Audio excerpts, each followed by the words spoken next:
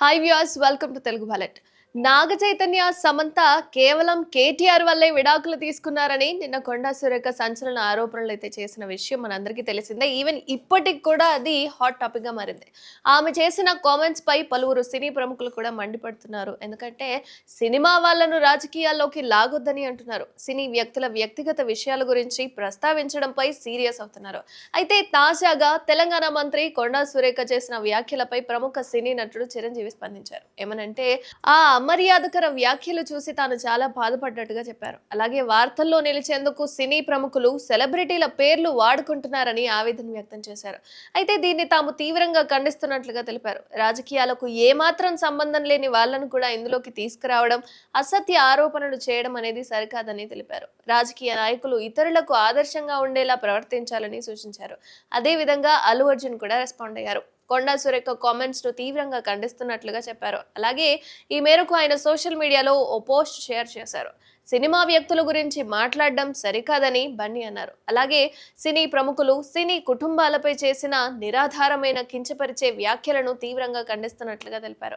అలాగే ఈ ప్రవర్తన చాలా అగౌరవంగా ఉందని, మన తెలుగు సంస్కృతి విలువలకు విరుద్ధంగా ఉందని, ఇలాంటి బాధ్యతారహితమైన చర్యలను అంత సులువుగా వదలకూడదు అని చెప్పారు. మరింత బాధ్యతాయుతంగా ప్రవర్తించాలని, వ్యక్తిగత గోప్యతను గౌరవించాలని, ప్రత్యేకించి మహిళల పట్ల గౌరవంగా ఉండాలని కోరుకున్నారని చెప్పారు. అలాగే తను సోషల్ మీడియాలో పోస్ట్ కూడా చేశారు అల్లు అర్జున్.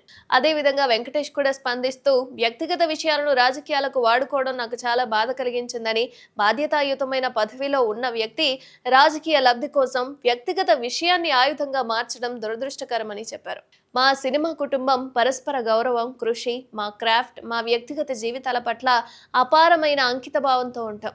బహిరంగ ప్రసంగంలో గౌరవాన్ని కాపాడుకోవడంపై పబ్లిక్ ఫిగర్లకు నైతిక బాధ్యత ఉండాలి. వ్యక్తిగత జీవితాలను రాజకీయాల్లోకి లాగడం ఎవరికీ ఉపయోగపడదు. ముఖ్యమైన నాయకత్వ స్థానాల్లో ఉన్న వ్యక్తులు గౌరవంగా ప్రవర్తించాలని నేను కోరుకుంటున్నానని, అదేవిధంగా మన చర్యలు, మాటలు బరువును కలిగి ఉంటాయని గుర్తు చేద్దామని చెప్పి వెంకటేష్ గారు కూడా చెప్పారు. అదేవిధంగా ప్రస్తుతం కొండా సురేఖ గారు క్షమాపణలు చెప్పడం జరిగింది. అయినా సరే ఇప్పటికి కూడా ఆమె చేసిన వ్యాఖ్యలు ఏవైతే ఉన్నాయో, మన మాట అన్న తర్వాత అది ఖచ్చితంగా వెనక్కి తీసుకోవడం ఎంతగా అది కూడా మాట ద్వారా అయినా సరే బాధపడ్డ వ్యక్తులు, నిందపడ్డ వ్యక్తులు ఖచ్చితంగా అది తీసుకోలేని విషయం. కాబట్టి ఎప్పుడైనా ఏదైనా మాట్లాడేటప్పుడు కొంచెం ఆచి తూచి మాట్లాడితే సరన్నది ఎవరైనా సరే అదే మంచిది అనేది నా అభిప్రాయం. మీరేమంటారో కామెంట్ రూపంలో తెలియజేయండి.